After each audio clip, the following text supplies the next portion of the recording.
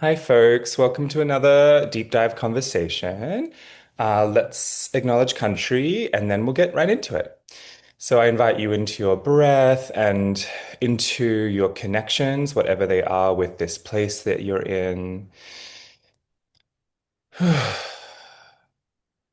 And dropping your breath as praise, as acknowledgement, as deep respect through not just what we think of as land, but also the skyways and the seaways and the riverways and all of the connective connective points that link everything beyond our known senses.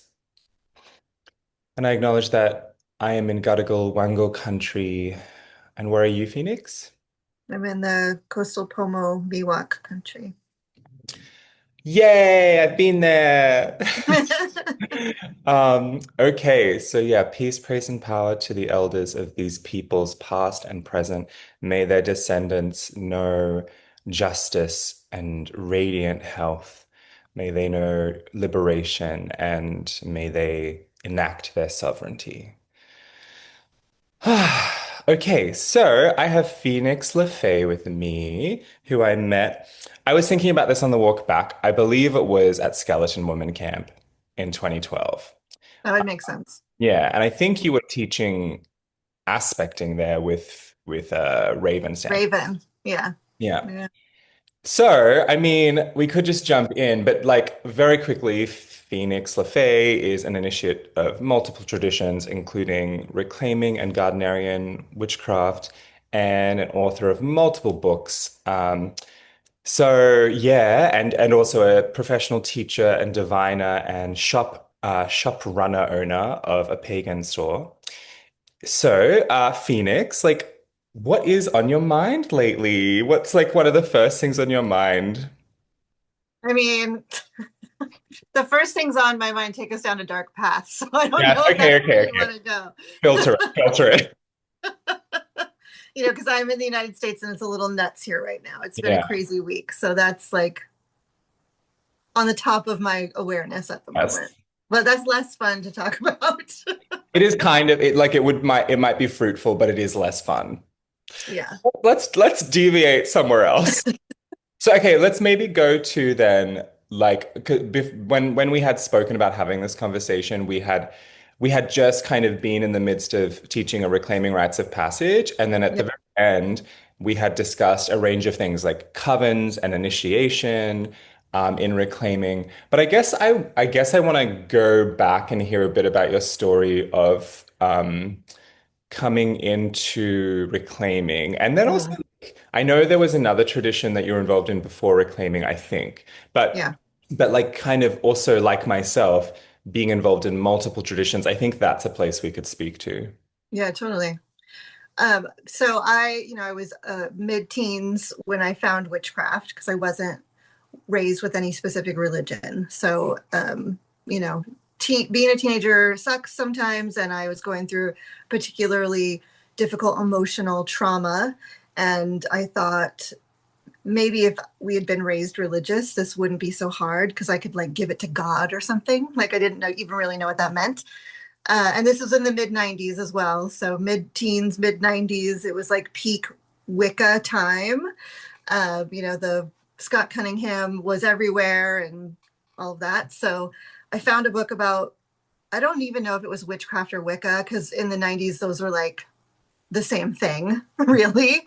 Um, but I was reading this book about earth worship and a goddess, and I was like, oh, I already believe all of this, so this must be what I am. And so there we go. But a year later, so I was 16 or 17, I'm not really sure. Another girl I went to high school with was like, oh, there's this public ritual and Starhawk's going to be there. We should go. So I did. And it was a reclaiming ritual. So it was ecstatic and there was singing and it was all of these things that actually made me very uncomfortable because I'm so shy and introverted. But it was so much more powerful than anything I had read in a book. Mhm. And so that was it. I was hooked. I was like, I will do all of these things. Hmm. But being so shy and introverted, I was and honestly like poor. Like I didn't have money to take classes and workshops. So I was too afraid to dive more deeply. So I kept doing my little stuff at home. I had little learning circles. There was always like a group of women that were curious all through my 20s Mm, that wanted to like to have drum circles or read cards or do rituals together. And so I was always doing that kind of thing. And I would attend any public ritual that happened in our community. mm, And it wasn't until 2009 that I finally felt brave enough to step into taking a workshop and meeting people face to face. And I took elements of magic, and that was it. Like a year later, I was student teaching. A year later, I taught at my first witch camp as a student teacher. mm, And now it's, I don't even know how many years. And mm. here we go. That's like that. I dove feet first and changed my life. Yeah, and so like you had, I know like you had some other connection with a like an Yeah. Avalonian Druid order maybe. Yeah. And so where did that come in to all of this? Yeah. My partner and I went, my partner's British, and we went back to the UK, and we both had this very profound experience around some of the sacred sites, especially like in Glastonbury and Avebury. We had these very profound experiences. And he actually found this group called the Avalon Druid Order. And this is not the Christopher Hughes Avalon Druid Order. This is a different group that was an offshoot of the Sisterhood of Avalon, which is Mm, Jenna Talendrew's organization, right?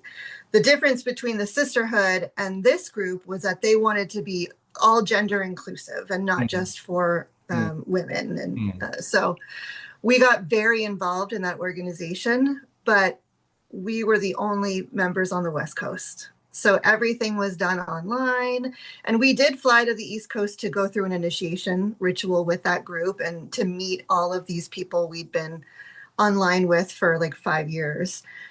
But it was so hard to be isolated and just be me and my partner running this, little grove for the two of us. And it was after being in that group for, it was like 5 years, somewhere in that range.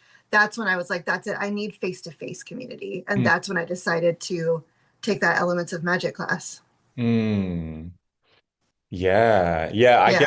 I guess for me it's interesting. Like I came into reclaiming embedded in like deep face-to-face community. And I Right. was quite shocked that reclaiming even existed in Australia. Um, until I met Jane Meredith, I was part of the Church of All Worlds here, and I would help to Ah, run the Pagan Summer Gathering, which has run in this. I don't know, actually, I don't know if it's still running. I don't think it is, but it had run for I think decades at that point. And I had gone in early 2007, which is our summer. So like, mhm. December, January is like the peak of our summer here in so-called Australia. And I had gone with a coven mate and we had gone to the Pagan Summer Gathering and then we became very involved. Well, he moved to Britain and I became very involved. Uh, he became very involved in other things. Um, and yeah, I helped to run these gatherings. But I met Jane Meredith in January of 2010. Interestingly, we were also hosting Christopher Penzac at the time. Mm, And she basically told me, oh, by the way, there were a bunch of us here gathering to start the first ever Reclaiming Witch Camp in Australia, and maybe you should consider applying to student teach. And I was mhm. like, what is all of this? Like, I knew who Starhawk was. I'd Yeah, read some of her books. Specifically, The Fifth Sacred Thing made a huge impact on me. Uh, sure. I had vaguely read The Spiral Dance, but not really. Um, and I had read like Dreaming the Dark, which is, I think, my favorite nonfiction. Mm, But yeah, and so like, I must have felt something.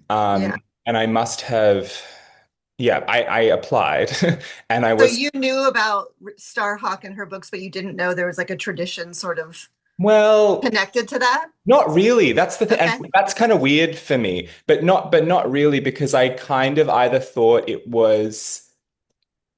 I think I thought it was just like a phenomenon that had happened in San Francisco or something. And Yeah. I wasn't tracking anything else. And interestingly, the month before I met Jane Meredith, I was speaking at the Parliament of the World's Religions, which was in Mm. Melbourne, and I met Don Frew and Anna Korn and T. Thorne Coyle and Andros Corbin Arthur and all of these like very famous to me because I'd seen their Yes. names and things.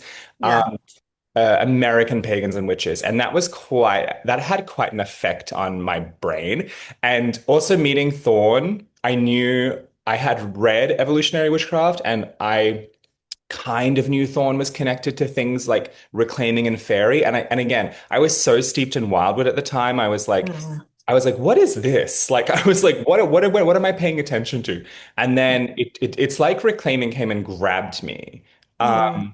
Which is, I think a lot of us have that experience where we are grabbed by something. And that's Totally. not always the entry point. Sometimes we choose of our own volition and we like methodically study or whatever. And I've definitely had those experiences too. But I felt so grabbed by reclaiming. And to this day, like I think of Wildwood and reclaiming specifically as my two core traditions. And Mm. they really they raised me. Yeah. These traditions raised me and I'm the person I am. And I really, I've grown to really love the person I am and these two traditions, they shaped me and Yeah. my ethics and my magic and who I am.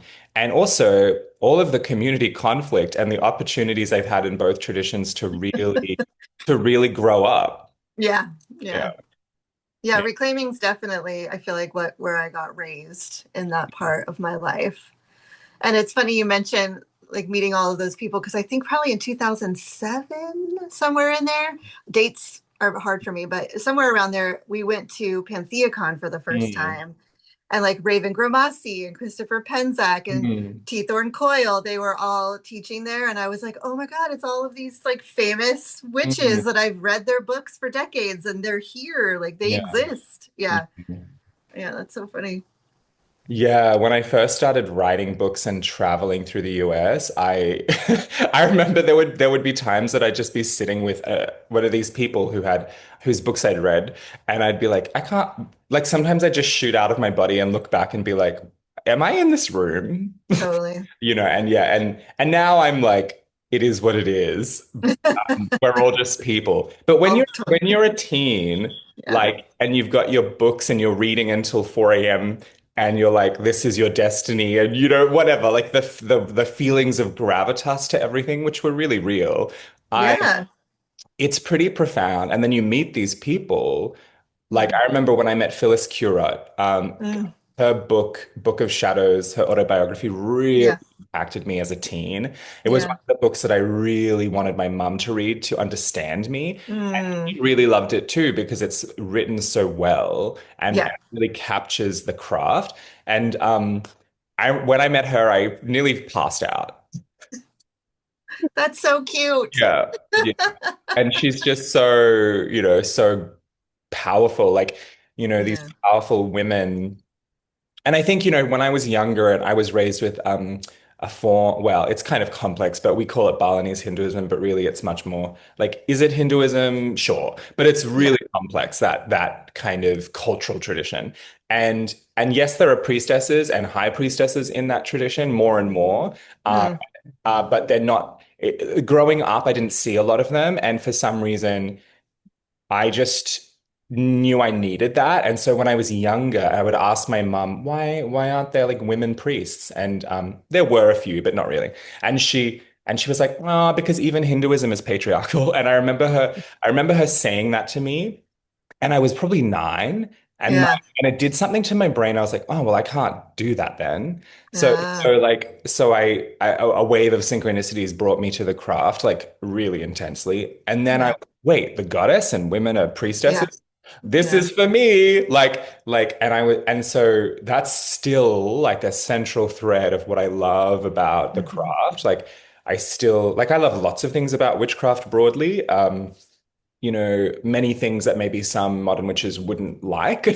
Like I'm really into the folkloric devil and fallen angels too. And for me, that is just as much a part of it. But for me, the goddess or what I call the goddess is so central. And I know that's true for you as well. Yeah. Well, it's funny. I think my feelings around that have evolved. Maybe that's the right word, or changed. I don't know, but I definitely sort of believed or fell into this like great goddess concept that was Mhm. very popular in the 90s. Mhm. And I don't know that I would have identified as a polytheist. I was like a goddess worshiper. Yeah. And now I feel like I identify as a polytheist. Like I, Yeah. there are many gods. Yes. Beyond that, I have no freaking idea Yeah. how it works, and I Yeah. probably never will, and that's okay. Yeah. But I definitely was like, okay, there's a great goddess, and she is more powerful than the Christian God, and that's all I cared about. Like I just, I had to be a contrarian. I had to Yeah. go against what everyone else believed. You Yeah. know, like that fueled my practice for a very long time, especially as a like 15-year-old. Anything that was contrary to popular culture, I was about. I mean, that's very witchy, isn't it? Like, Yeah, you know what, what for me is interesting is I've come back to the Great Goddess. So, yeah, as a teen, I was out there under the moon crying, having like, Lady Vivian moments with the moon. Um, but, but I am, I identified for so long, like when I wrote my first book, which came out in 2009, like that book like declares like I'm a hard polytheist. And yeah. yes, that was a phase for me. But the thing is, it's not a phase for everyone. But for me, it was like a phase is such a dismissive word. That's not what I I mean. know. It I was like hear a you. season of my life. Yeah. For me, I just having had the experiences I've had. Yes, there are 13 great spirits that I have made vows to. They are, my experience of them is they are whole and complete unto themselves, just like you and Yeah. I are, just as mountain ranges are, and the sun of this solar system and the galaxies. And my experience also shows me that, there is this mystery, like Mm, Starhawk would say, divine imminence, right? That I name the goddess, and it distinctly feels feminine to me. sure. And this is where things get really interesting because, I'm non-binary, but I also have this femme spirit. So this is where, and I don't like to talk about that too much. Like I don't like to write articles about that because I feel like people's general Western understandings of gender are so ridiculous that it's hard to bring up what I would consider to be more animistic indigenous understandings of gender. Yeah. Where people can walk around being like kind of housing different spirits. And this Hmm. is like acknowledged through many communities, but in the overcultural Western world, it's not. No. And so we always have to like fit into like medical models of gender or psychological models of gender just to express ourselves uh, Yeah. and live. And this is everyone, cis, trans, or otherwise. We all Yeah. kind of have to play that game. Totally. And it's all an awful game. It's dehumanizing. But I guess that's what I mean when I say it feels distinctly feminine, because I know, Mm. but I don't associate I have never understood this whole like, and this irks me to this day when people go masculine, ordered, logical, direct, and then feminine, soft, pass. I'm like, no. If anything, it's the other way around. Like, and again, and it's not even that. Like Yeah. for me, when I say feminine and masculine, the rare times I say that, it's all I'm saying is, oh, that's the feeling I feel. And Yeah. there's no qualities attached to it. And I feel, and it's just like a thing. It's just like the spirit or the phenomenon is like, this is me, you know? Hmm. And God herself, like in Anderson Ferry, we call her God herself. Yeah. And yes, we're talking about, like Victor Anderson would say, the deity. Like, Yeah. and yes, we're talking about the deity, but then he'd go on and confront you and provoke you and say, oh, but she's just one of infinite. You know, Mm. you kind of just have to be a mystic and hold it all. Absolutely. I love the term God herself. I You, feel like that makes a lot of sense. And when I'm thinking, because I think that all of us have a God self as well. So yeah. when I'm even talking about that, God self, like God herself, that makes Mm, so much, and even spelled like HIR mm, self, mm, right? That mhm. makes so much sense to me. It feels so correct. Yeah. And I can't necessarily break that down into boxes. And I No. feel like Western minds really need boxes. We really Yeah. need things to be organized and Mm. explained in a way that we can go, okay, well, you fit here and you go Yeah. into this box. And it's just, it's Yeah. not like that. It's, we need No. nuance. It is nuance, and I think as well, my experience being Australian and coming to the US, I'll say there's a difference there too. I think Sure. I think it's the Protest, I think it's the Puritans, and I've been reading this book recently that I hope everyone in the world would read. It's called Witchcraft: A History in 13 Trials by Marian Gibson, and she's Mm, just so smart. I'll She, write that she down. she's so smart, and she really outlays different trials in different parts of the world, some in Right. the United States. And she talks about the first witch trial in Virginia in the colonial era, and then, of course, Tituba, but she kind of reveals the original name of Tituba, um, Mm, and all of these things, right?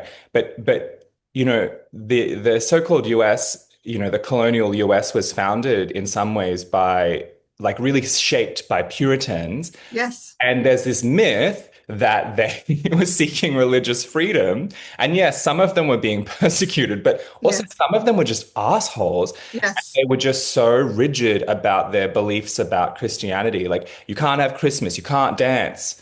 Right. Like honestly, like a lot of scholars and historians look at them and what they were doing like some forms of like extremist Islamic regimes, Yeah. they're very similar. Uh, Yeah. and so that we kind of have to, what we think, what we project on, extremist Islamic regimes, we have to then go, oh, that's what that was like then and in some parts of the US now. Yeah. And so that's the same thing. And, Yep. and they shaped American consciousness and they shaped this thing around Protestant belief. And so you had to like have the right belief. Yes. Otherwise, you're a heretic, or you're going to be hanged as a witch, or you're going to be persecuted in some way. Yes.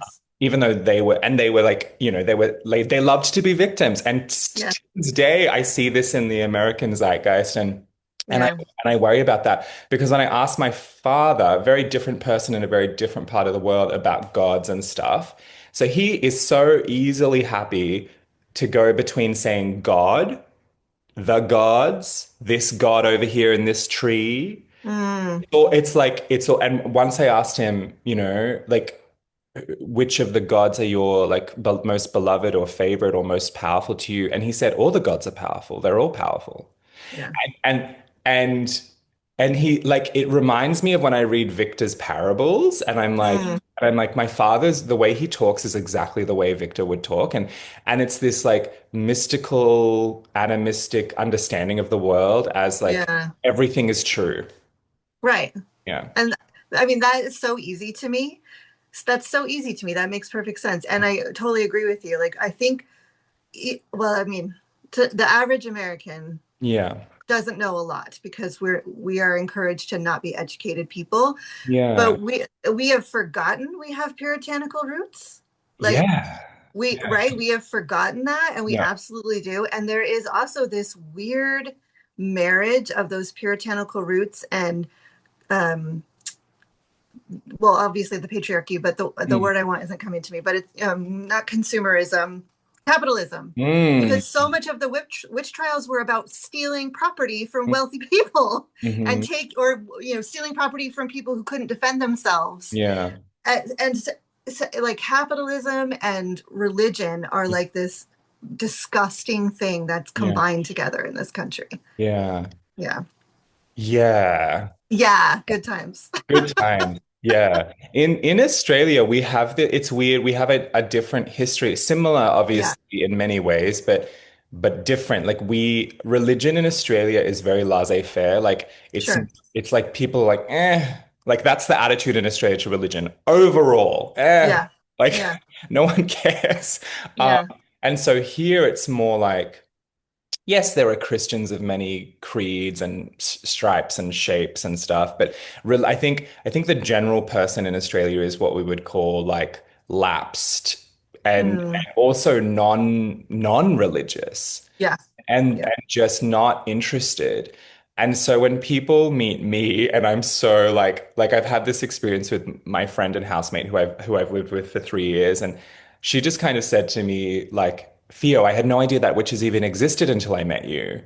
And I said, really? But you're like the same age as me. We're born in 1988. Like you grew up with the same. And she was like, no, I knew there were witchy people, but I didn't know that there were people like you. And I was like, oh, Right. but there's hundreds of thousands of us. And she was Yeah. like, now I know.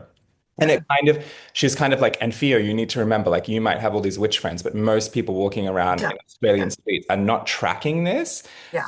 And so it's quite like it's quite she was like helped me to see how not confronting but how like she was just not clocking that this Yeah. whole world kind of underworld of like kind of like mystical sorcerers Yeah. was operating. um Yeah. and I was like, oh yeah, and it gave me this really cool insight into the reality is like, and I'd love to hear your perspective on this, but people, often my joke is people either, when they find out you're a witch, they either think you're evil or they think you're ridiculous or they're very curious, right? Yeah. Yeah. But interestingly, and I don't know if it's because it's also kind of shaped my profession, but Mm. but they people don't disbelieve like, and people are like they're like, oh, and it's almost like they clock it Yeah. in the moment. They're like, oh, yeah, you're a witch. And then I can see their fetch, their whole body kind of readjust to the React. fact that they're Yeah. seen with a witch. Like, do you know what I mean? I do. Yeah. Yeah, and I live in California and I grew up in California. So I'm in like the Bay Area of California. Yes. So it's very progressive, it's very left leaning. Mm, So most of my life, like I had a corporate job for a very long time and I didn't just be open about my religious proclivities, but people always kind of figured it out because I'm weird. And mm, my boss was like, "Oh, you're Wiccan." Like he mm. nailed it. And he was Yeah. like this older Jewish guy. He just is from the Bay Area, so he Yeah. knew what Wicca was, right? Yes. But I also like I'm in the North Bay, where I'm like an hour north of San Francisco, and especially when I was a kid, it's still pretty rural, suburban-ish, very white. And I was reading a book about witchcraft in a science class when I was in high school, and my science teacher was like, "You shouldn't be reading that; it's evil." So I've never really been confronted like from oh, you're a devil worshiper, I'm scared Mm, of you, but I definitely still see people have a visceral reaction mm. and recognition like, oh yeah, I've heard of that. Oh Yeah. yeah, I've heard of that. I think that's probably more. Plus I'm in such a bubble now having a shop. Like Mm, my whole world, like my job is witchcraft and yeah. I surround myself with witches. So it's been a long time since I've sort of been outside of that bubble. But I also have family members that are quite conservative and religious. Mm, Um, my father's sister married a minister. mm, And so they do not approve, and their kids do not approve of who I am or how I live my life. And that mm. just makes me want to kind of be more in their face with Yeah, it, yeah, yeah, of you course. know? Because really So that's I their don't problem. absolutely. Yeah. And they're from California too. So it's not Yeah. like everyone in California is like me, but Yeah. I think I have less run in with people who are shocked or surprised by that. Yeah, and Yeah. yeah, it's why like I have so many stories, but what I want to focus in on is the fact that you and I both are people who, yeah, we're experimental, but we're also you and I would also say we're very committed to tradition. Yeah. And so I'm curious because, like I have been self-employed, or sometimes I like to say communities employed since Yeah. 2010. Yeah. And my job has been like, this is where it gets interesting because I see like your job is like my job. You actually Hmm. own a store, so it's a little like you do a lot of the same things as me. I don't own a store, so you have another element. Yeah. But you and I, we're both initiated in traditions that might even frown like we might like there are people out there who've definitely critiqued me from my own traditions, and they go, oh, you have witchcraft as a job, and I'm like, Yeah. that's where you're kind of wrong. Like Right. I happen to be an author and I teach witchcraft, And I have always, like, since I was 15 years old, received money and payment for tarot readings. And Yeah. yes, I've worked as a cunning person and like do Yep. spells for people. Like, yeah, but like my witch, if that's what you think witchcraft is, then you're missing the point. Like, Yeah. so I'm curious, like, we're in a similar boat. I'm like, how do you navigate that? How do you reflect on your craft, especially because Mm. pieces of it are how you enact your profession? Mm. Like, I'm curious about that. Yeah, I feel like back in the day when you used to have to look for jobs in the newspaper, I always wanted to open the newspaper and be like, priestess, seeking Yeah. priestess for hire. You know, Yeah. you wear the robes, you do the rituals, da da da da da. I've always wanted that job, and I've sort of made that my job. And what I say to people when this comes up is like, well, back in the day, you would have brought me a chicken or eggs or some Correct. herbs, and Yeah. I would have. If you want to do that now, I'm happy to take that payment now. But we just happen to live in a society that Yeah. runs on cash, It's correct. right? So like I am giving you my expertise Yeah. and I deserve to be compensated for my expertise. Yeah. Can I show you how to do it? Yes, and I will. I would rather you do it, Yeah. but I'm happy to share my expertise. And, just like an accountant or a, a doctor, I mean, I feel like that's maybe excessive, but, like I've spent 30 yeers honing Yes. my craft. I didn't just jump into this yesterday. I've been through a Yes. lot. Yes. So, like, yeah, I feel like I deserve compensation. And I Yes. think this is a really interesting topic within reclaiming because, we agree as reclaiming witches to follow the principles of unity. And one of the parts of the principles of unity is about fair compensation. And even with that, there are so many people in reclaiming who have this weird relationship about money and paying for things. Of And course. Yeah. I just feel like this is the culture we live in, and we have for if we can go outside of that and make arrangements, make things on sliding scales, make things available, give scholarship when it's needed. I always do those things. All of us do. Yeah, but Yeah. I also have to survive. I can't Yeah. live in a cave. Well, you know yeah, and here's like again, I'm not. You are a Wiccan initiate. I'm not, but I Yeah. there are Wiccan initiates who might be like, well, you can never, according to so and so, whatever, you can never have this as your job because ding dong dang. And I'm like, cool, I don't belong to your creed. Right. But also like that's not very traditional. Like again, Sure. like we've just discussed this, and like the streams of witchcraft that have always inspired me are like connected to cunning craft, and I'm like, hey, just so you know, they like, and again, my own coming from Bali where magical specialists are also compensated, like, Yeah. and yeah, sometimes it is with livestock Yeah. to this day, but it is Yeah. also with money a lot of the time, and it is just like you might not like it, but it is pretty traditional and has been in many forms of magical professionalism around the world to receive money. And it's not like I sometimes will charge someone 250 Australian dollars to perform a particular spell.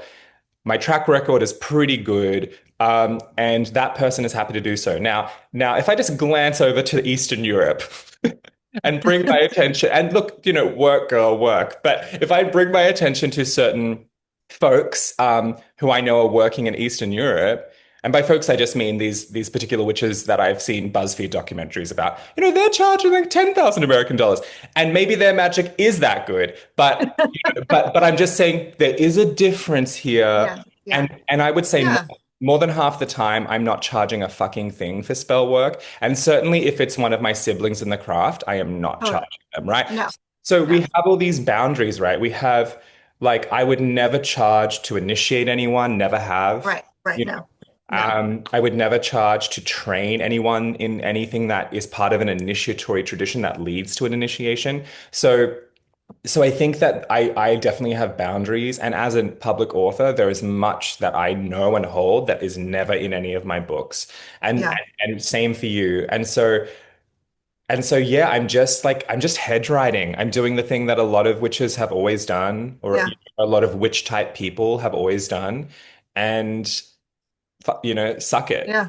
Like because I like have I've been so attacked for this, like, and I totally. and I just go, I don't care anymore. No, it's not worth fighting Yeah. against. It's not worth arguing over. And two things came up when you were talking. The first is like we have, as witches and practitioners, we have to use our discernment. I feel like that's Mhm. one of the most important tools a witch can Yes. have.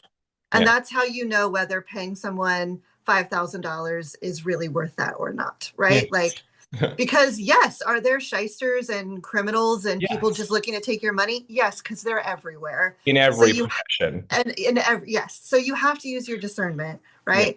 But also as a Gardnerian high priestess, the oath and agreement I made was to never charge to teach Gardnerian Wicca and to never charge for initiation. So I don't. Yeah. I teach classes about general witchcraft, Hmm. right?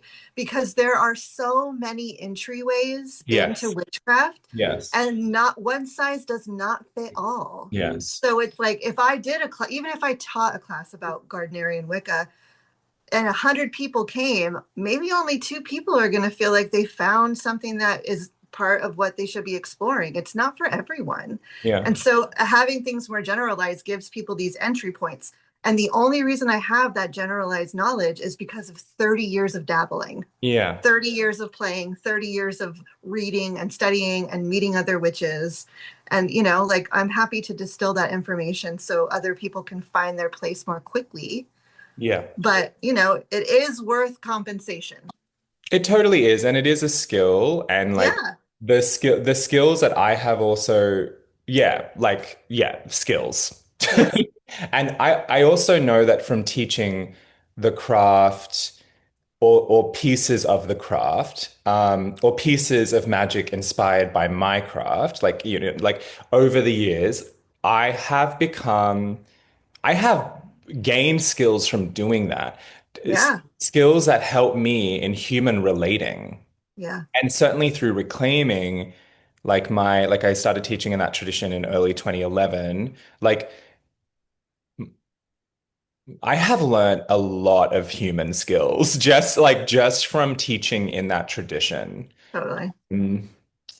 I didn't know when I applied to be a student teacher that it would that like again, I was like I'm a wildwood witch who's kind of interested in this tradition. I did not know that after my first witch camp, I'd be like, oh shit, I'm also reclaiming. Fuck. Like, and then I found fairy, and then I was like, ah shit. And then that was all in 2010. And then I found and that was in my first big trip to the United States. I met my first fairy teacher at his store, and da da da da da. And then I got involved in another tradition in 2012. But then I had to stop. Yeah. Like I was like, and scene. Yeah. Because like for me, I'm curious for you because like for me, I'm a Scorpio moon, I'm all or nothing.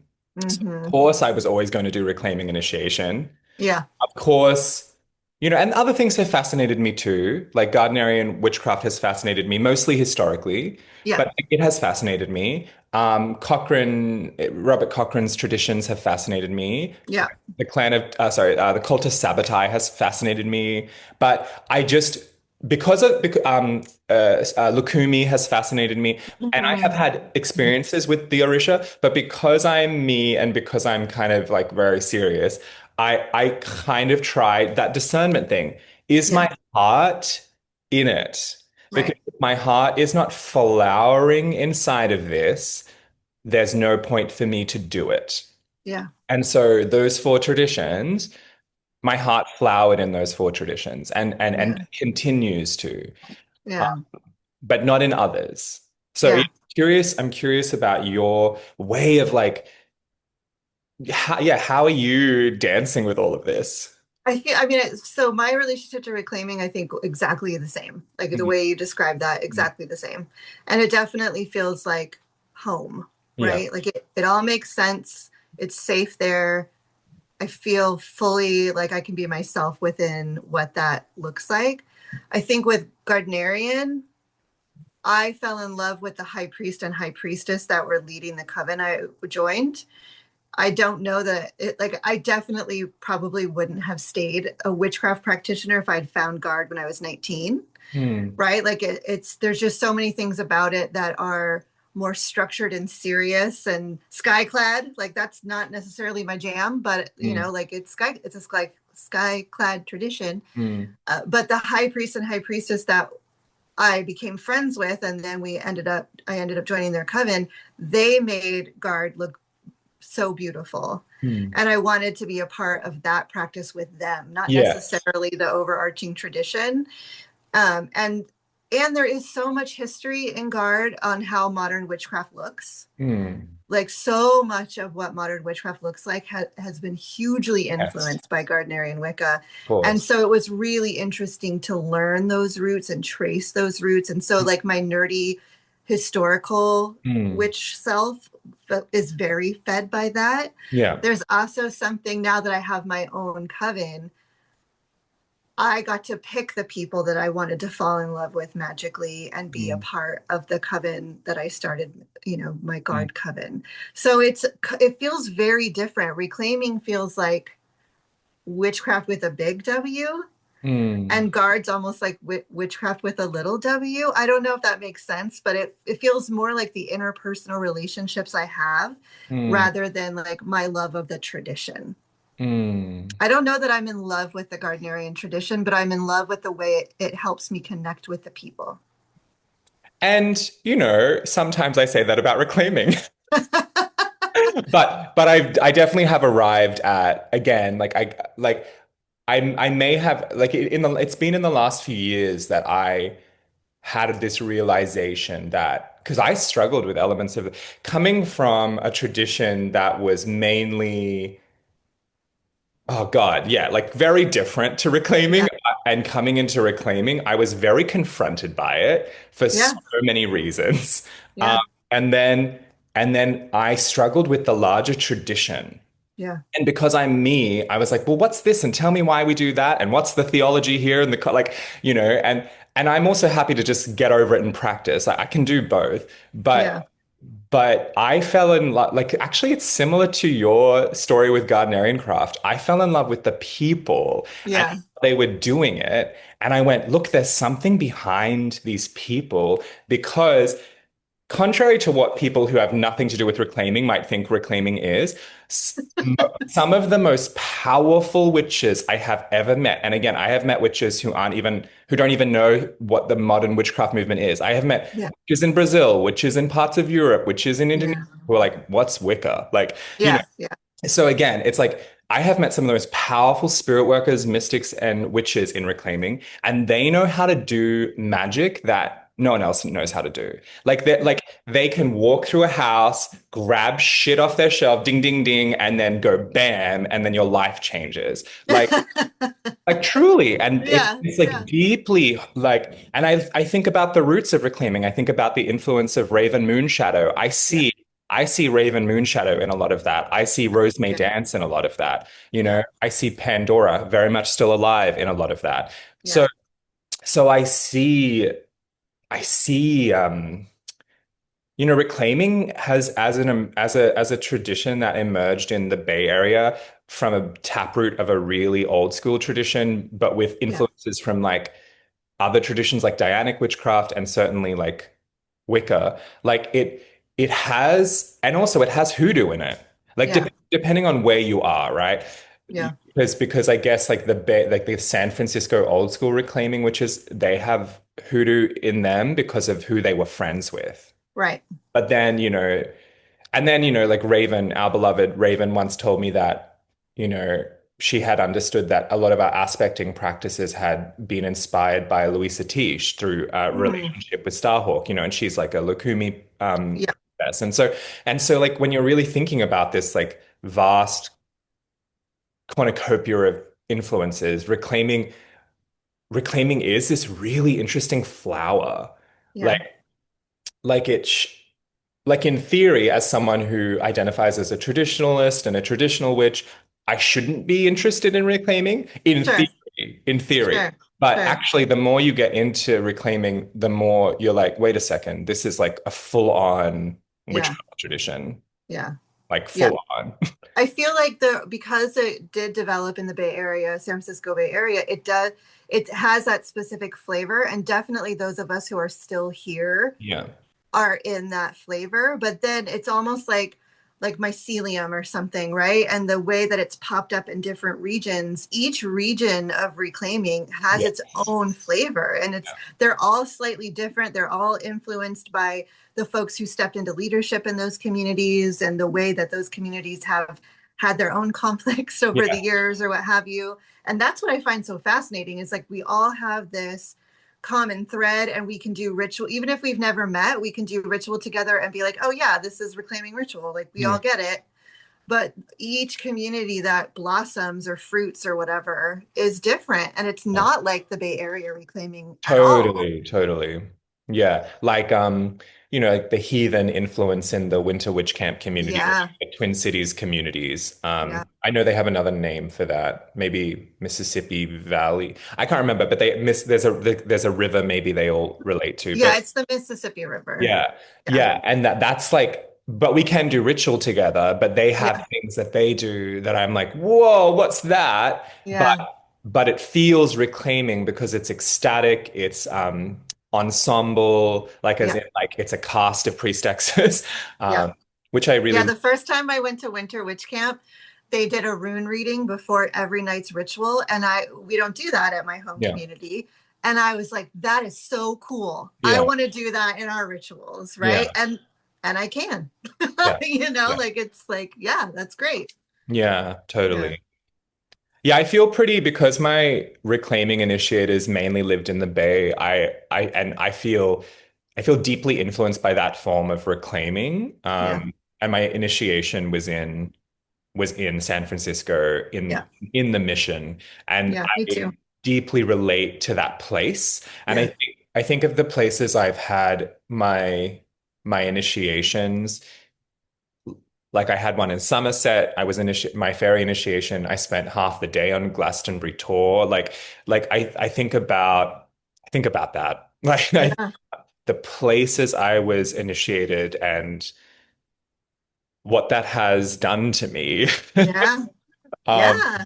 yeah, Yeah, for sure. I think we were probably initiated at the same place in San Francisco. highly likely. Yeah. And isn't that special? Like, isn't it Yes. special that there are just so many people who've been initiated there? Like that is one haunted room. I know. I know. Yeah. Yeah. I I love that. love that too. Yeah, and just like the lineages of things. Like I feel like for me, I think people get really funny about lineage because they use it to be like, I'm better than you sometimes. Yeah. And for me, I'm like, no, lineage is just like, I was in a meeting of Wildwood teachers the other day, and I was like crying, like with love for the tradition, and these people gathered on Zoom, and I was just like, lineage for me is this. It's like the precious gift that I have, like this most precious jewel that I have offered and sacrificed and made holy risk with, that I am linked to you, and we Yeah. share this bond. Like that's it. It doesn't concern anyone else. Yeah. And I feel like there's a stress on lineage sometimes, which again I could go, oh, that's so Protestant actually. When Yes. when really it's like for me, it's about lineage is a happenstance word that it's about kinship. It's about Yeah. kinship. And for me, it's not, oh, I trace back to Victor or the coven before him or Cora or whatever, or Starhawk or these covens over here. It's not about that. For me, it's about kinship and the shared, like the shared mystery that Mm, makes me weep, yeah. you I know? think some of that comes from honestly the 80s and the 90s where the message we were being given was that witchcraft and Wicca specifically is older than Christianity. Therefore, it's better, Mm, right? Older equals better. And I mm, think that's where part of this lineage comes in because if you can trace yourself right to this person, then you're at source. mm, Therefore, it's better. And it's just not true. Like what I mm. say when I teach a lot, everything was made up at some point. Hmm. Whether it was made up 10,000 years ago, 2,000 years ago, or yesterday doesn't matter. Does it work? Hmm. Is it powerful? And does it speak to you? That's Yeah, what's yeah, yeah, important. yeah. So I think yeah, I definitely hear you with that. Like lineage is who I'm connected to magically. That's it's important for me. Hmm. It doesn't give me like street cred to be like, oh, like I joke about reclaiming initiation. We don't get the keys to Starhawk's truck. Like we don't Yeah. get, there's no like secret handshake or revelation. It's about you and your spiritual path. Mm. Yeah. Yeah, totally, totally. Yeah, I mean, yeah, I think about initiation a lot, and I think I've been like, why am I so in love with it? And then I think about Yeah. the goddess who I pledged myself to when I was 16, which is Persephone, Yeah. and she is in fact like a goddess of initiation. Yeah. The thing that surrounds her, flows into her, and flows from her is what we now think of as the Eleusinian mysteries. Mhm. And, you know, that's her. Like, yes, she's so many other things, but she was for thousands of years the pinnacle of this 10-day ceremony. Yeah. And, at the peak of that ceremony, or at the peak of that rites of passage, it is said that all the people gathered witnessed witnessed her, Yeah. like witnessed they call it the apoptea, like the seeing of the sacred things, and like the apparition of the goddess. And what really strikes me to this day is I didn't know any of that consciously when I was 15 years old. She appeared in my kitchen. Like Yeah. to this day, one of the most profound mystical things that has ever happened to me was, me, eclectic witch, drawing a circle in my mother's kitchen with the full moon rising through the window, calling like the sylphs and the salamanders and the undines and the gnomes, and really Yeah. paying attention to that, Yeah. and then calling out deeply and desperately Yeah. to the goddess. And I didn't even know what I meant by that. Um, Sure. but I connected her to the moon. And I'm just like like kneeling, praying for her to come to my circle, right? And then I'm opening my eyes and I just see that the moon has come through the fucking window and shaped itself visibly to my eyes in the form of a woman. And I can see it to this day how the light sculpted her breasts and sculpted her hair. And then I had this whole revelation. I spoke the name Persephone, and my whole body was electrified. And it was an initiation in that Yeah. profoundest sense. And Yeah. and and then later I read books that tell me that, at the height of her mystery, she reveals herself to the people. And I'm like, yeah, she does, because Yeah. that's true. Yeah. Yeah, and so, I think these are the kinds of things I like to talk about because I know they're actually much more common than people would think. Like the Mm. sacred interrupts us all the time. Yeah. And I Yeah. I know people like I remember I wrote about that experience in my first book, and so many people told me thank you because Mm. you honestly said some things that I've been afraid to share with people, Right. that you saw this and had this experience. I'm like, yeah, I did. And Yeah. it changed me. And so, Yeah. so then it gives these people who are scared to say anything, it gives Yeah. these people like, oh, it's real. Yeah. And Yeah. yeah. Yeah. When I was in the Druid organization, we would do journeys. That was part of the practice. And I did this journey to Bridget, and she was kind of flippant with me, which is, I like the cranky goddesses, so I wasn't surprised. Mhm. But she set my head on fire. Mm, And I talked to the elder of my tradition, and I was like, it was very impactful. It was very powerful. And it was this intense experience to feel like I was on fire, but not be in pain, not be overheated, just to understand that I was the flame. mm, And my elder, this is why I'd left that tradition, because I often felt shamed about my interactions, and I would not get a mm, lot of like guidance or help from my elders. It was many years later that I learned that often Bridget was called the flame headed, and it was mm, part of like her priesthood or her mm, priestesshood to be mm, flame headed. And that was this whole, like, to use the very wrong word, shamanic Celtic mm, mm, mm, practice. mm. And it was like reading that later made everything fall into place. It made everything make sense. It gave me like um, validation for Yeah. this weird experience that I had that was so intense and profound. And Mm. I didn't get that validation in the moment. Yeah. right? Like it took years to find that validation. And I also think that happened because that's Bridget needed me to slow my roll and not find that information out immediately. Mm. I trust the process, but yeah, we have these weird, crazy, to use that word intentionally, experiences that if we don't have a solid grounding practice, if Mhm. we don't have some sort of stability, if we don't have community that we can Mm. connect with, it could make us feel like we're making it up or it's not Yeah. really happening or we're nuts or whatever. And Yeah, totally, totally. I, yeah, I I often say that, if we're really, and I say this because I see it, like I yeah, see it around me. Like I have so many friends and beloveds who live with, diagnosed yeah, conditions who happen also to be witches, and they often tell me that it's their practice of witchcraft. Like they do all the other things, therapy and pharmaceuticals, but they often say it is witchcraft that keeps me grounded and lucid. And yeah, I know what they mean because when I went through my Saturn return, I went to this psychologist for maybe the second time in my life because yeah, I was losing it. yeah, I had all of these horrific childhood things come back to me, and mainly I loved my childhood, but there were some things that were terrible. And then this guy was like, really helped the first session. And then the second session, he's like, let me help you ground. And he teaches me how to ground. And I just kind of like sit through it. And I'm like, and at the end of that session, I'm like, and I just knew like with every fiber of my being. And I was like, thank you so much for that. So that's something I do every day.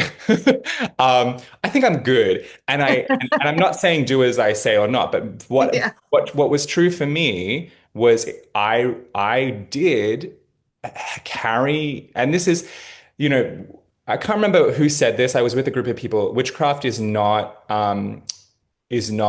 a substitute for therapy, but therapy is not a substitute for witchcraft. yeah, Like and that's important to say too for witches yeah, actually, because yeah, you could therapize yourself out of things. And again, lots of modern therapeutical models are very experimental.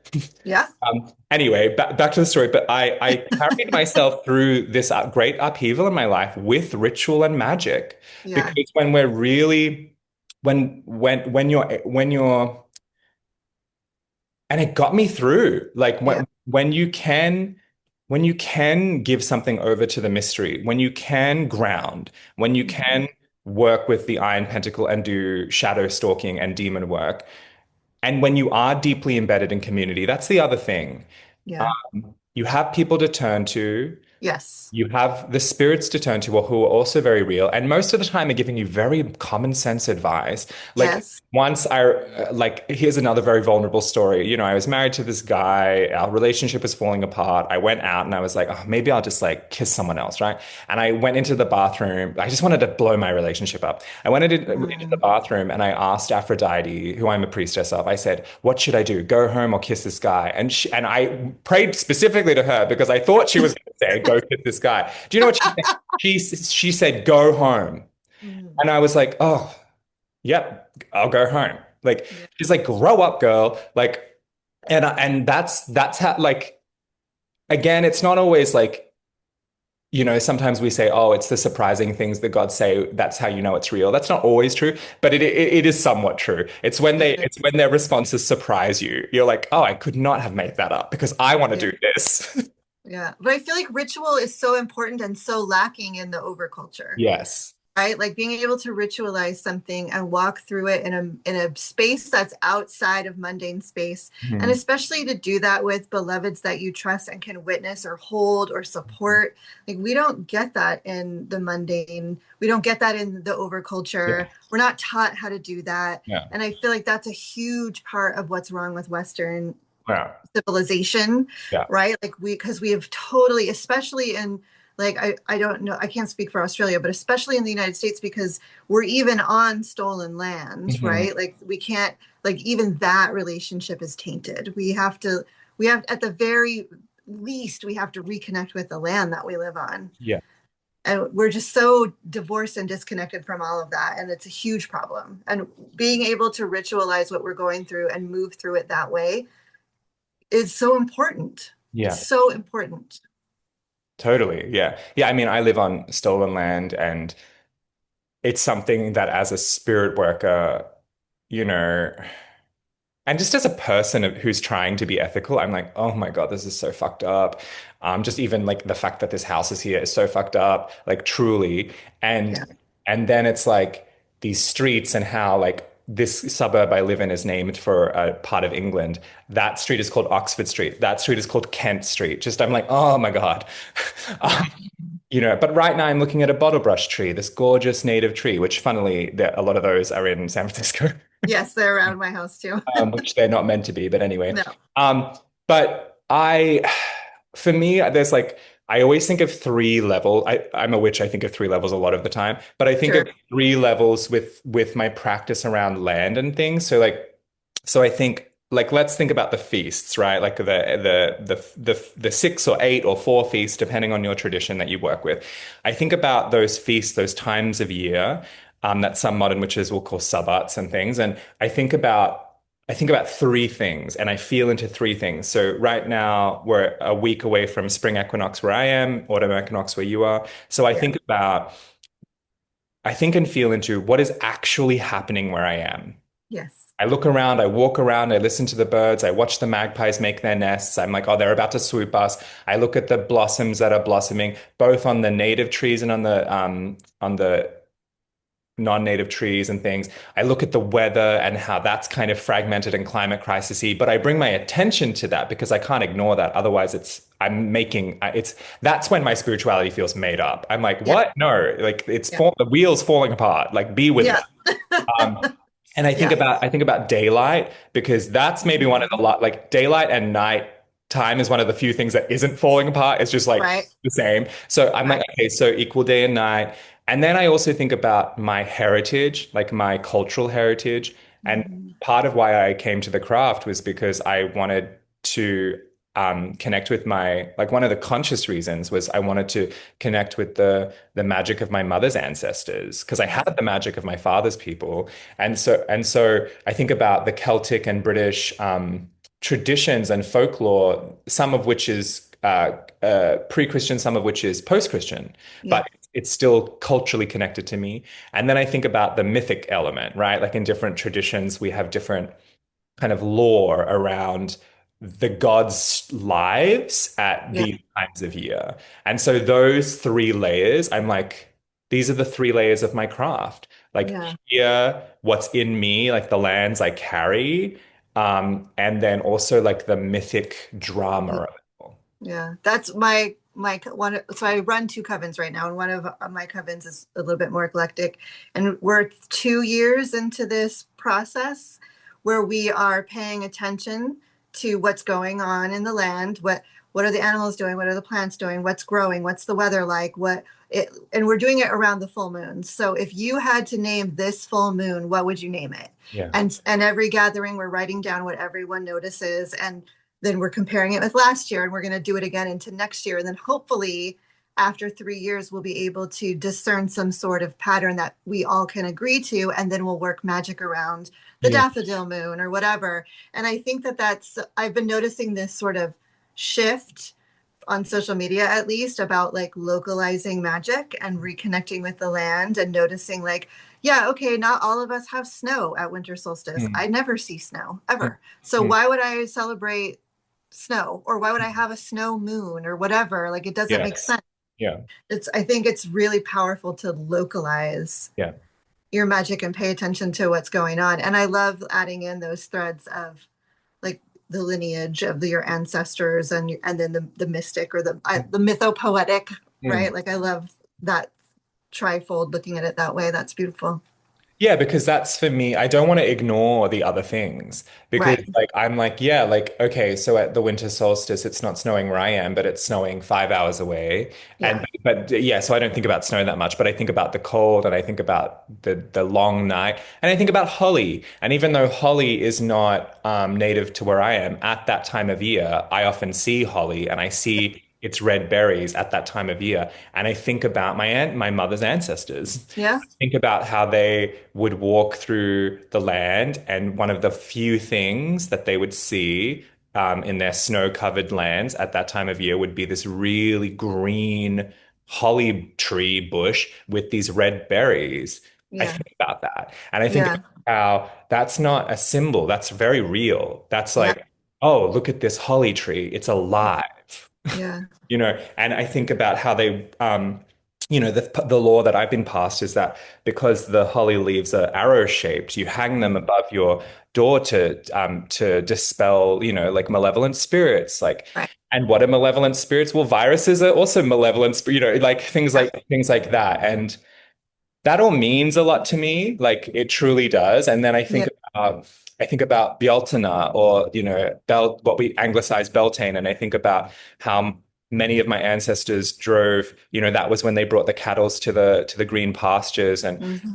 and they drive them through the fires. I think about that. I don't Yeah. do that, but for Yeah. generations, I'm alive because generations of my mother's ancestors did that. Right. So I'm like proud of that. Yeah. I'm like, oh, Yeah. my people, my ancestors did this thing. And Yeah. they did this thing up until very recently. They still, I mean, I said my partner's from the UK, right? Like Yeah. he went to a Church of England school Yeah. and they would have maypoles and celebrate at Yeah. the church school. Yeah. Yeah. And same with Lunasa, they would have like this whole bread ritual on Totally. Yeah. Lunasa. Like Yeah. it's still a thing. Like Because it's cultural. it's folk tradition. Yeah, Yeah. yeah, yeah. Yeah. Yeah, my mum used to dance around maypoles too, like that Yeah. growing up in regional Australia. So Yeah. so these things are, part of culture. And I have to remember as well that the British colonizers brought that here. Like they brought maypoles here. And so I have to contend with that. Like I have to be like, ugh. Yeah. You know, Yeah. but by the way, they were not doing that at end of October, early November when it's seasonally relevant. They were just like imposing it on May 1st, Right. which for us is not that time of year. Like Right. it's kind of ridiculous that Right. I think it's somewhat ridiculous that there are still pagans who do that here. I'm I like, oh, honestly, I kind of think it's weird that we still uphold the wheel of the year in a way because it's not a cookie cutter. hmm, It doesn't fit yeah, everywhere. I'm yeah, happy we're moving into more localized magic and yeah, like culturally the wider umbrella of witchcraft, right? Because it yeah, doesn't make sense. yeah. Yeah. I think unless it's like really meaningful to you, yeah, like Yeah. why? Like, Yeah. and I think what's interesting is like you can start like I never teach about the Wheel of the Year. I've noticed like it's really important to me and kind of one tradition I practice. For me, it's not really important in any of my other traditions. Mm. I know that in reclaiming, because I wasn't raised in the Bay Area reclaiming like you were, Yeah. that's actually not a part of my reclaiming. Mm. How interesting. Yeah, so the Wheel of the Year is not a big part of how I do my reclaiming. I don't go Okay. to public or private reclaiming rituals. The only tradition, and in fairy, it's not stressed at all. Like the Yeah. Anderson, like Beltane and Samhain, that's all we care about. So for me, the one place it's actually deeply is in Wildwood, Mm. and because we have this huge myth with it too, that's so like specific, like it's so Yeah. sacred to me. But yeah, if it's not, it's not, right? Like, and then I think about, well, what is always happening is the equinoxes and solstices. So if Yeah. someone wants me to talk about that, I'm like, yeah, totally bring your attention Yeah. to that Yeah. because those are astronomical things. Right. And many cultures have, observances around those times and you can Yeah. figure it out. But yeah, most importantly, it's like what's actually going on. Yeah, I totally teach the Wheel of the Year, the 8 Sabbats, but I do it like here is where this came from, and here's who Yeah. made up the name, and here is like the loose cultural context for it. I kind of like to Who, break it who, down and who made up what name? yeah, yeah. I told because I feel like especially because I was like the newbie witch in the 90s Yeah. where we were just told a bunch of bullshit. Like Yeah. a lot of the books were just filled with bad history and Yeah. bullshit. And so part of my like desire is to break some of that down and be Yeah. like, yes, it's beautiful. And yes, I fucking hate the word Maban for Yeah. the equinox. And here's where that comes from. And if you like it, great. You're allowed to like it, you Yeah. know? Yeah. Totally, yeah. And to it is true that those books were full of bullshit. Yeah. And and also full of beautiful things. Oh And yeah, and not all of them were full of yeah, yeah, beautiful yeah. things. Yeah. And like I feel for them, like Yeah. those people who are somewhat fucking lied to. Like I'm Yeah. like in the same way that I feel for the people who later discover that their lineage, you know what I mean? I'm like, Yeah. oh, that's so fucked because someone lied to you. Yeah. Someone deceived you. Yes. And I I think, had to yeah, come home to that. Like, a million women weren't burned as witches. yeah, Like I drank that down and held that as a belief. And yeah, as I got older and learned more and started digging into history and learned some of these things that I just fully had accepted were wrong, yeah, it was painful. It was like, oh, that really sucks. That's not yeah. accurate. But I'd Yeah, I rather be mean, accurate. it's good that that 9 million people were not burnt. But no, Right. but I know what you mean because there's like, yeah, I'm not sure. Yeah, I can't remember. I'm not sure I ever thought that to be true, but I did. Here's the thing about that. I have like really focused a lot of my attention on researching witch trials. Yeah. It was and is because witch trials still happen, still Mhm. really awful. Oh, That yeah. and one of the things that I'm always like, and there are so many pagans and witches to this day who still kind of like I don't know whether they want like a martyrdom complex or a victim complex, or if they're actually feeling like it's all connected, right? Yeah. But I like you. I feel very akin to you in that I like to kind of give the context of history and open it up and say things like, well, look, this isn't accurate, but actually what you're feeling, like the sentiment that Yeah. actually did happen, like Yeah. like and yeah, 90% of the victims who were persecuted were women. Yeah. And so definitely misogyny and women's power Yeah. is a part of this. And what I also like to say about the witch trials, because some people can get really socio-analytical about it. Yeah. The other thing is I like to be like, actually, at the end of the day, those systems of power were persecuting many, many people, and the witch trials was specifically about witchcraft. It's not that yes, it was also about women and da da da da da, but they were genuinely terrified of witches. Right. And yes, neighbors and like the secular system and the church system, depending on Catholic or Protestant country, yes, Yeah. you could hijack it for property, you could hijack Yeah. it for whatever, but they used the very strong folk fear of witches. Yeah. Yeah, Fear is a powerful tool. yeah. Yes, sadly, it's often used by corrupt people. Totally. Yeah. And then lately I've been researching for a particular chapter of a book I'm writing about the wider history of the craft Mm. and one of the that's one of the reasons why I started reading this Marion Gibson book, which is so good. But the other reality with witchcraft and its history is that it constantly appears and becomes itself. Like one of the core theses of like Emma Wilby's Mm. like tracking of like the visions of Isabel Gowdy. So like I love Emma Wilby. She's so smart. Like Yeah. she went, you know what? What if this woman believed herself to be a witch and was a witch of some kind? Yeah. Yeah. And then she takes like the actual folk practices and beliefs and looks at the confessions and is like, well, she's actually just giving us like reams of folk practice and magical Right. practice at the time. Yeah. And what if you are in a Christian society, which Isabel was, and you're Hmm. being accused constantly of being a witch, and you're a person of agency? Again, these people are all people of agency. We often think of them as victims, which they Hmm. were, but there were also women and people of agency. And so, what if you were, as you and I have been, because I know this to be real, visited by the spirits, visited by gods, and having Yeah. magic move through your body when you did not ask for it?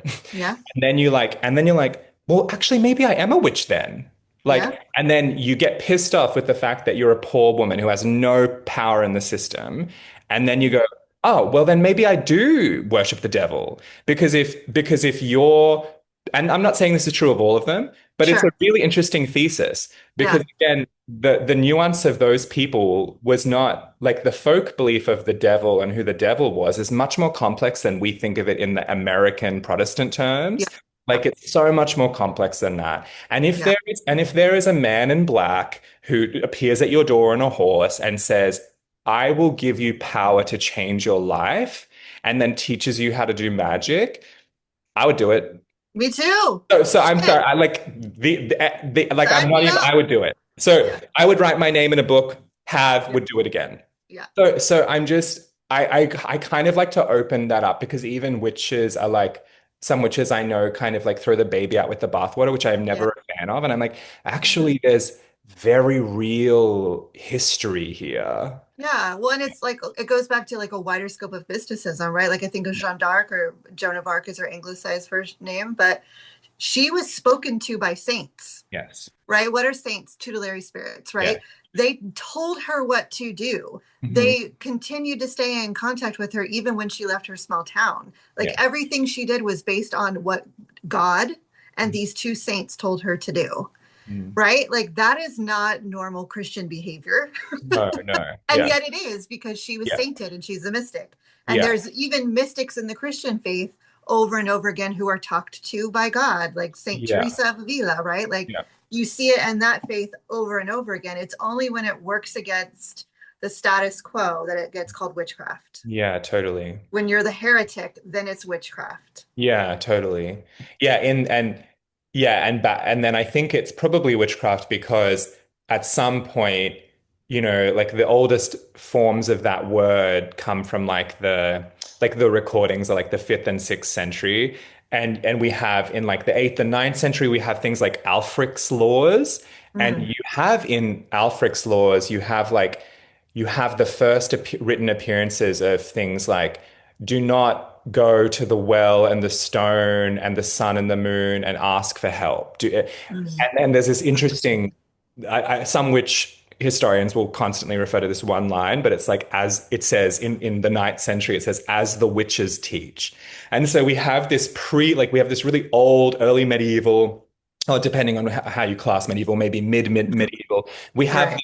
we have this point in history in Old English Yeah. where we can point to a source in a law code from a king, um, Alfred, who basically is, and his bishops are informing him, so they must be observing this in the people. There Right. must there must have been a group of people in Britain, what we now call Britain, who were known as the witches, Yeah. like the old word, but we get the modern word from it. It's almost pronounced in exactly the same way.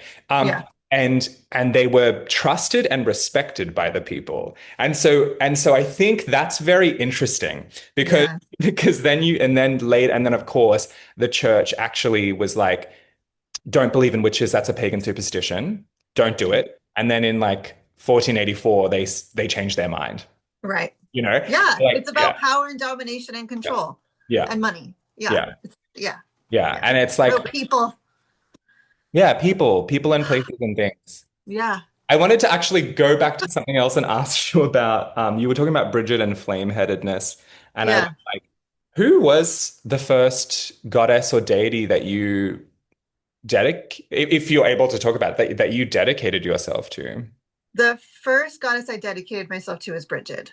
That was like the first god that I like had a very intentional, ritualized process, multiple actually. The first goddess who showed up and I was like, oh my God, something's happening was Bastet, the Egyptian goddess, the Egyptian cat goddess. I just had this very weird experience that I can't even really describe. And that was the very first time that I was like, oh my God, this is real. Like Yeah. something real is happening. And I flirted with Bastet for a long time. I feel like I joke about this a lot. The Egyptian gods are like the gateway drug. Like often the Egyptian gods will show up and be like, hello, welcome. We have cookies. It's nice here, Mm. you know? So I feel like Bastet was the goddess that led me to Bridget, even though there's like no reason for that to make sense. But yeah, Bridget was the first. And I did like many dedications to Bridget. I probably will continue to do that over the years. Like she's Yeah. the one I return to over and over again. But before that, and we could debate whether this is a goddess or not, but as a small child, I can't say I devoted myself to Morgan Le Fay, but looking back, I did some weird shit. I don't As a believe you. I did some weird shit to the name Morgan, specifically the name Morgan, maybe not Morgan Le Fay, but I was like praying to her. All of my Barbies were named Morgan. I was doing what I would now look back and do like, oh, that was a ritual I was doing. I did all of these things to Morgan. And so, that has been an ongoing relationship, but dedicated is Bridget. Yeah. I mean, I know. I think I read this in one of your books. If she's a goddess to you, Yeah. if then Yeah. she's a goddess. Yeah. Yeah. Um, and then after Bridget, who was it? Now you're asking me to remember timelines. Okay, well, I did, it doesn't have to be after. I'm just like, I'm always curious because I know you and I, again, multiple Yeah. traditions, multiple gods. Multiple gods. Yeah. Yeah. Yeah. So Thor showed up at some point, and I was like, no, you're way too masculine for me. But he just kept showing up. And that's when I was doing a lot of ancestral work, and I am Norwegian. My grandfather was born in Norway. So I felt like he showed up because of my ancestral studies. And then Baba Yaga showed up. I did a workshop for her, just like, because I used to do these goddess workshops every month. It was called Goddess of the Month. And every month it was a different goddess in a different region, just to sort of, introduce people to different deity. And Baba Yaga never left. She was like, okay, I'm here now. You're mine. And then Dionysus. Dionysus, actually, when I came to Australia for witch camp in Australia, is when my relationship with Dionysus was solidified. And that was 10 years ago. It And was 10 years ago. That was 2015. yeah, Yeah. yeah, I'm curious for you so these are the beings that you're like, you feel dedicated to, or yeah. yes, And so for you, like, I know what that means for me, and it's probably the same. I'm curious, like, what does that mean in your life yeah, when you pledge that level of relational depth? What, yeah. what is that for you? I feel like part of my I feel like I do about my husband, right? Like I check in with him, we communicate, we have a relationship. Sometimes we have dinner together, when we're in the same house and we have busy lives. I feel like it's the same with the five of them, and there's like a sixth that's been flirting on the edges. Hmm. But like they all have space in my home. They all have altars. There's communication that happens on a daily basis. And sometimes because there's five of them, sometimes I feel relationships are more active and others maybe are a little quieter, and then that will shift and move and change, but I always feel them present, and just by speaking their name I'm like, oh yeah, like Yes. they're present, they're here, they're part of me, I think, Yeah. Yes. and yeah, like they're ingrained into my existence. Yeah. Yeah, I totally get that. Yeah. And you and I have also spoken in the past of like, because I would call those 13 those 13 beings I kind of mentioned before, my inner court. yeah. And then I feel like you have this funny term for like your like B team or Yeah. something. Yeah, I have the first string, which is like those five Yeah. slash six, and then I have the B team, which I say respectfully. Yes, I But know. there's Yeah. yeah, like Aphrodite is on my B team, right? Like Ah, I yeah, am yeah. not devoted to Aphrodite. I don't imagine I will ever have a devotional relationship with Aphrodite, but we work together really well. So when I do like heart healing magic or love spells for other people or whatever, I always call on Aphrodite and we work really well together, right? Yeah. So there's other deities in that on that B string, Hmm. but yeah, yeah, yeah, yeah, Yeah, I haven't.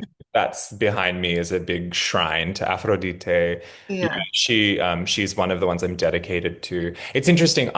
Hecate and Hermes began in that working relationship that you're talking about, and I would yeah, constantly invoke and petition them in particular magical workings, often for clients, because they would just yeah, yeah, come through and they bring the goods. I'm constantly publicly praising them because I've told them I would, yeah, because they really bring the results. Um, yeah, but through that connection to them over the years, in 2010, I did dedicate myself in relationship to both of them because I was like, this is just true, you know. yeah, And it was the same with Bridget. I was like, oh, we're just like it is we're just soul sisters. I'm yeah, just going to acknowledge and formalize what is true. right, Yeah. yeah, Yeah. And then there's other gods that I and spirits, like I work a lot. Actually, lately, the archangels, I have a particular understanding of who Mm, they are and what they are. Uh, yeah, but angelic magic is such a big part of my witchcraft, and God, those archangels come through too. Like I yeah. often for clients or friends or for myself, like I will invoke them and vibrate their names, and those are some powerful beings. I feel like the archangels, I don't have like a strong relationship with the archangels, but I feel like that's an unbroken lineage. Like Totally. there's always been Yeah. worshipers of the archangels, you Yeah. know what I mean? So it doesn't surprise me that they show up, They are like that. so strong. Yeah. Yeah. My understanding, like my cosmological understanding of them very quickly is that the four archangels, there are other archangels too, but Yeah. four, like Michael, Raphael, Uriel, Gabriel, they hold the integrity of things. Mm, And because I also work with the fallen angels, and in the Book of Enoch there is a connection between them, but so because like lots, well, not lots maybe, but which some witches work with the fallen angels, right? The watchers. Like yeah. if the fallen angels are constantly falling into the earth, not like as an event in history, but constantly falling in love, if that was the only thing happening, the earth would blow apart. Mm, And so it is they come from, often we associate them with the four directions, right. because they are, for me, at the four directions, holding the earth together so it doesn't fall Mm, apart. And to me, that's so loving because they're doing that so that there can be this constant inspirational flow. And mm, there's kind of like parallels in Buddhist tradition and Hindu yeah. tradition, like with very similar guardians of the earth. Right. That's kind of how they present themselves to me. Yeah. That's very Nordic too. Yes, Yeah. totally. Yeah. Yeah. Can you remind me? There's a what's the word? It's not, is it gnome? That's not the right word. I have a perimenopausal brain, sorry, but there's a being at Oh, each dwarfs. yes, thank Yeah. you. It's a dwarf. Yes. They're at each corner holding down the earth. Like they Yeah. yeah, Like each that. yeah, just like that. Yeah. Yeah. Yeah. Oh my I God. love that. Love. So I'm like curious. I mean, I could keep going. I want to ask you actually a lot of other things, but what are some of the things that you are working on now that you feel like you want to share about, or things that you have put out into the world that you want to really just honor? Like, don't feel like you have to do it quickly. Let's Mm. like I'd love you to talk about the things that you have out there that you want to honor and talk about. Yeah. I mean, kind of the thing that's in my heart space the most right now is that the book about Dionysus that I just turned in the first draft of, right? So it doesn't exist in the greater world yet. It still just exists for me. Mhm. But like I was charged by my beloved to create this book for him, and it's been such a beautiful experience to write it. It feels like I wrote this long love letter to Dionysus, and uh, I'm not feeling vulnerable about it, which is surprising because I feel very vulnerable about some of the books that I've had published, and you know you just give a piece of yourself away, and when other people read your words, and it's so scary Yes. and so humbling at the same time, and I'm not feeling that way about this book because it's not mine, it's Mhm. his. And so I've just been so enjoying the process, and that's not necessarily been my experience with the other books I've written. It feels a lot more like tearing my heart out to a certain degree, but this just feels like such a beautiful offering, and I'm so excited to share what's come through and for other people to be introduced or to deepen their relationship with him. And like working with gods and deities is part of my favorite part of being a witch. It's so fulfilling and beautiful and exciting and fun. Yeah. And I just, like I feel so blessed that I get to offer a little bit of that to the world. And that's probably the biggest thing in my heart space right now is that book. I Mm, just turned the first piece in, so I haven't even heard back from my editor yet. Like, I don't even know if they like it, but mm. I'm not worried about it. Like, Yeah. it is what it is. It's How going to how be great. many how many books do you have published already? 7, Yeah. I think. And Yeah. then there's Spirit Magic, with so Llewellyn did like an elemental series and had different people write, earth, air, fire, and water. And then I wrote the spirit book, and that comes out in January. And it's so funny to talk about a book that's not even ready yet when I have a book coming out in January, but I'm so much more excited about the Time Thesis Yeah, book. yeah. And I can But understand that that's more devotional for you. And because this other book is part of a series, it feels like it's being carried on like some it's carried on its own thing. yeah, right. And I love like looking at the elements as a whole and being able to write about spirit feels really fun because I often notice how I say this with love. I feel like the element of spirit is often the redheaded stepchild, like no one ever steps forward to invoke spirit. No one's really sure what to do about it. It's always kind of this weird ineffable thing. And so it's kind of exciting to get to write about that subject, like a Yeah. subject that's not a subject. Yeah. Yeah. Yeah. Yeah. Yeah. Yeah. Oh. So yeah, 7 books, but with those two in the coming up, I guess it's 9. Holy shit. Look at you. Look Yeah. at you go. And some of those books you wrote with Guion, right? One of the books. Oh, Yeah. okay, one. Okay. Yeah. Life Ritualized, I wrote with Guion. Yeah, cool. For some reason I thought there was another one. Yeah. No, just Yeah. 7. Okay, awesome. Okay. Yeah. Love. Love, love, love.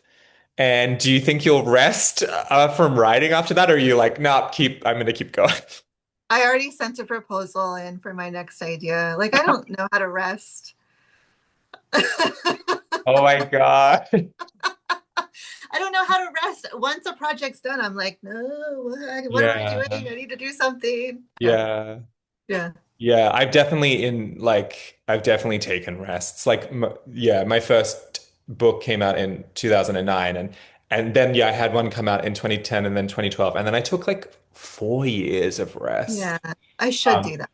it's well, to be fair though, like I can understand like I kind of went in much more quicker than you did. And so Yeah. maybe you're like really just like I could have been writing that whole time. Like, Yeah.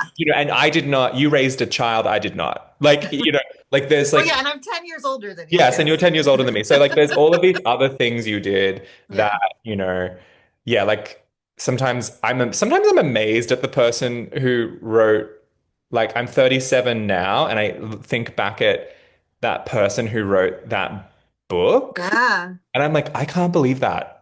Yeah. What the fuck? Yeah.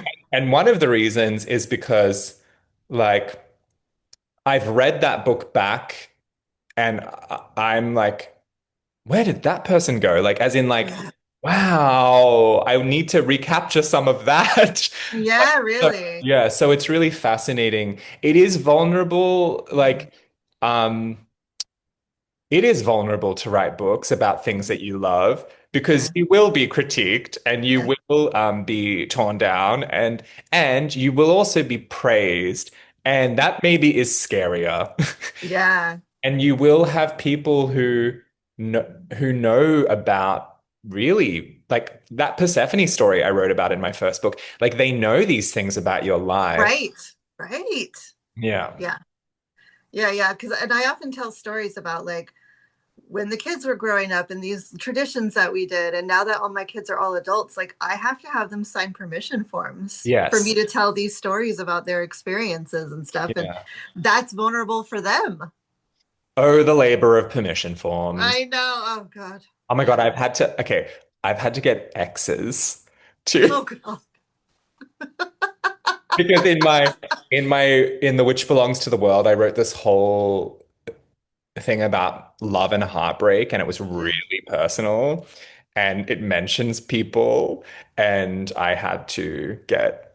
Luckily, my exes were like, "Yeah, sure." That's so. I totally forgotten. I had to get my ex-husband's permission in one of Yeah, my books too. I yeah, totally forgot all about that. But I mean, we have a kid together and we get along, so it was yeah. easy. But yeah, awkward. It is awkward. It's like a moment of like, wow, this got real in a weird way. Yes. Yeah. Yeah. My God. Okay, Yeah. awesome. Well, I'm so happy that your Dionysus book is coming out. I think, you know, again, another one of the gods I'm dedicated to, and I just feel like Yeah. they just require so much. I would love more adoration of them out there. And what a Yes. complex, mysterious God. Like Yes. truly. not the god, like so not the god most people think that he is. No, Yeah, no. Like I definitely want to be like we're more than a drunken reveler here. Like totally. Yeah. way more. Yeah. Yeah. Like just like Persephone, like a god of initiation. Yeah. Yeah. Oh yeah, 100%. Yeah. Yeah. And thank you for contributing to the diagnosis. Oh yeah, finally. Yay. Yeah. Yeah, no, I'm excited. It's so beautiful. I agree with you, like to praise the gods and to offer them our love and devotion is such a gift. Yeah, for sure. Yeah. Yeah. Okay. Well, where can people find out more about your work? Probably my website, Yeah. phoenixlefae.com, Lefae. Yes. Yeah, everything goes back to the website now. We're going back in time. I know. Yeah. Yeah. Yeah. I'm on Instagram, but not really. Yeah. Yeah. Yeah. Yeah. Yeah. Yeah. And the shop is Milk and Honey in Sebastopol, California. And, that website too always has whatever's going on. We're Yeah. doing public rituals and all kinds of fun stuff. Yeah, I really, really want there to be a store. There are a few like new age metaphysical stores here, but I would love like in the middle, I would love in the city for there to be a witchcraft store, but I have not yet seen that happen. But Maybe you need to do it. no, I don't. But I really, really hope and pray that it happens. There's Okay. no hesitation in that answer. Yeah, no. Oh my God. Well, thank Yeah. you for talking with me. What a joy. Yeah. So much fun. And I hope people enjoy this and look you up and read your books. And yeah, like I think we're living in the worst of times and the best of times. Totally. Yeah. So Yeah. on that note, much Yeah. love. Hang in there. Yeah, hang in there. Back to the dark things we were thinking about earlier. Yeah, exactly. Thanks, everyone.